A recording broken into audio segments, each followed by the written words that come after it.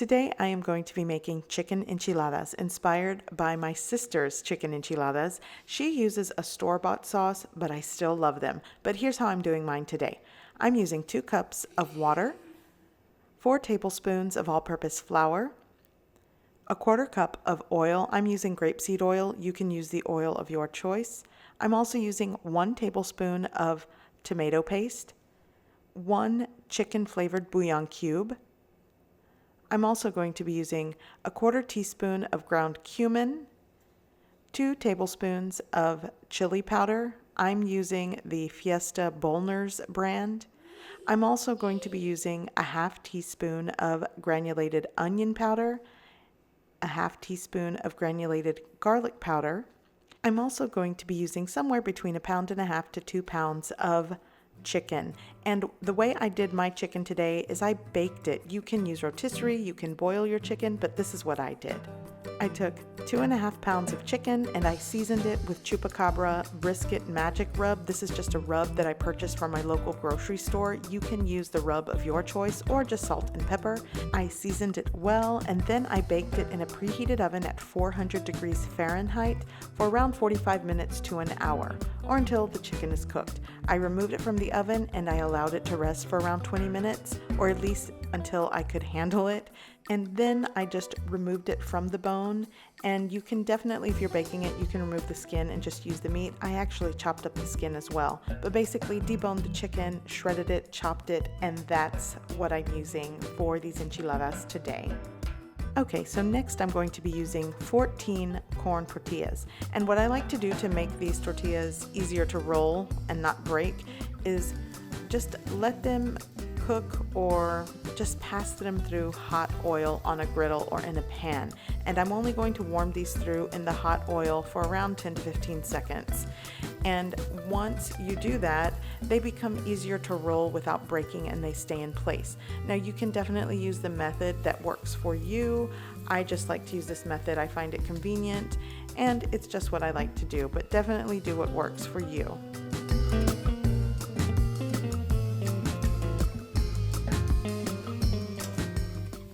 Okay, so once I'm done warming these through, I'm going to work on my enchilada sauce. Here I have a preheated pan. I'm adding my 1/4 cup of oil. By the way, check the description below for all the ingredients and measurements used in this video recipe. And now I'm also going to add my 4 tablespoons of all-purpose flour. And basically what I'm doing is making a roux. This is going to be the base for our delicious chicken enchilada sauce. So I'm going to cook out the flour for around a minute. You just want to make sure that you get all the lumps and the flour is combined with the oil. Now I'm going to add my chicken bouillon cube. I am using Knorr brand. If you are using other brands of chicken cubes, I know Weiler's, their bouillon cubes, I normally have to use 2 of those. But again, you don't have to use chicken bouillon. You can just definitely use 2 cups of your favorite chicken broth. But the combination of this bouillon and the water is basically creating 16 ounces of chicken broth. Now I'm going to add my 2 tablespoons of chili powder. I'm going to make sure I mix that in well, and I'm not necessarily going to work with a high heat. I don't want to burn anything, so work with a medium heat if you're doing this. Now I'm also going to add my 1 tablespoon of tomato paste. The reason why I like to add tomato paste in my chicken enchiladas and not in my ground beef is because the chicken enchiladas that I truly love are the ones that my sister Monie makes for me. And she actually uses a store-bought pre-packaged like seasoning that she adds tomato sauce and water to. And honestly, I love it. I truly love her enchiladas, even though it's store-bought. And I think the best part about it is that I know she cooks with love and she's making it for me. So anyways, I'm adding the rest of my ingredients, my dry seasonings, and you can change the ratios of those dry seasonings. For example, if you want more ground cumin, add more. So now I'm adding my water little by little, working out any lumps and combining it well. This is basically going to be an enchilada sauce / gravy, and this is what I like to use when making my enchiladas. So once all of my water is mixed into this sauce and I combine it well, I'm going to let it simmer until it thickens again, and then this enchilada sauce is done. Okay, so now that my sauce is done, I am going to prepare to start assembling the enchiladas. So here I already have my shredded or chopped chicken. I'm also going to be using 14 ounces of Monterey Jack cheese. Here are my warmed through corn tortillas. And here is my sauce. Now, as far as the cheese, most US grocery stores will sell for 16-ounce blocks of cheese. You can use the whole 16 ounces.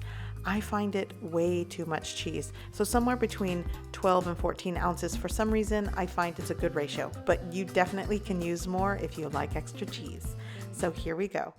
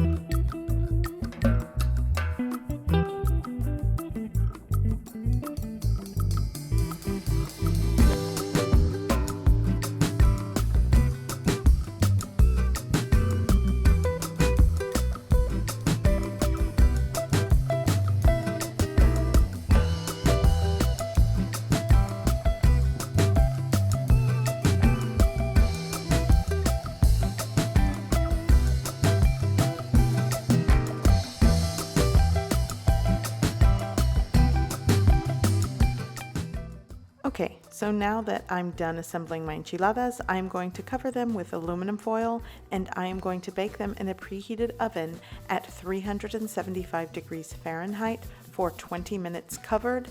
Then I'm going to remove the aluminum foil and continue baking them for around 10 to 15 minutes or until all the cheese is melted and bubbly on top. Now, today I'm going to be serving these enchiladas alongside a delicious cilantro lime rice recipe. So I will leave that link in the description or at the end of this video. But if you guys do like a cilantro lime rice, I suggest you check it out. Okay, so once my enchiladas are done, I'm going to remove them from the oven and let them set for around 10 to 15 minutes before attempting to serve. They'll just keep together better. But take a look at these delicious cheesy enchiladas. They are so delicious and they remind me of my sister. So if Monie, you're watching this, I love you. Say hi to the kids for me. Okay, so I hope you guys give this recipe a try. I hope you like it and thanks for watching.